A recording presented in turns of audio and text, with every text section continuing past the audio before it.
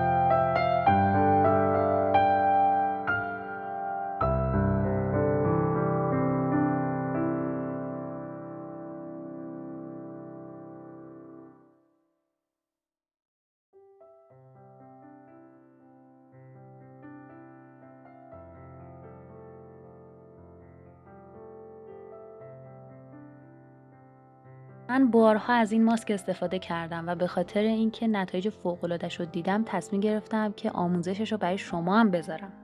این ماسک به اضافه اینکه تاثیرات خیلی زیادی روی پوستتون میذاره، بوی خیلی خوبی هم داره. اصلا بوش حال پوستتو خوب میکنه، انقدر که حس تازگی و خنکی داره، انقدر که نمیدونم باید ازش استفاده کنی، درستش کنی، بوش کنی تا متوجه بشی چی میگم. ببین خیلی عالیه برای کسایی که پوستشون خشکه، درگیر چین و چروک، خطوط، لک، دیگه بگم جوش‌های زیرپوستی که در اثر دهیدراتگی پوست به وجود میاد، تیرگی، گودی و خطوط ریز زیر چشم. برای اینا عالیه. اگه که درگیر این مسائل هست پوستت، این ماسک میتونه براش عالی باشه. اصلا یک جوان کننده هستش برای پوستتون که شما میتونید در هفته 2-3 بار ازش استفاده کنید. به مدت 5 الی 10 دقیقه اجازه بدید روی پوستتون بمونه. وقتی که خوش شد هم 10 دقیقه روی پوستتون ماساژش بدید، پیرنم کثیف شد. و بعد که ماساژش دادید بشوریدش. این ماساژ کمک میکنه که گردش خون توی پوستتون بیشتر بشه، اکسیژن رسانی توی پوستتون بیشتر بشه و پوستتون روشن بشه و خود خیار و ترکیباتی که توی این ماسک هستش کمک میکنه که پوستتون شاداب و سرحال بشه، از اون کدری و خستگی در بیاد. خب اینم بعدشه. همونطور که میبینید من رفتم شستمش چون تایمم تموم شد و واقعا عالیه. حتما امتحانش کنید و بفرستیدش برای کسایی که میدونید خیلی به ماسکای خانگی علاقه دارن و عاشق ترکیبات گیاهی و ارگانیک هستن. من خودم عاشق این ترکیباتم، برای همینه که کلن از این ماسکا زیاد استفاده میکنم و برای شما هم میذارم تجربه‌مو. خیلی دوستتون دارم. اگه میخواید آموزش بعدی رو از دست ندید، کانالمو سابسکرایب کنید. ماچ بکلا.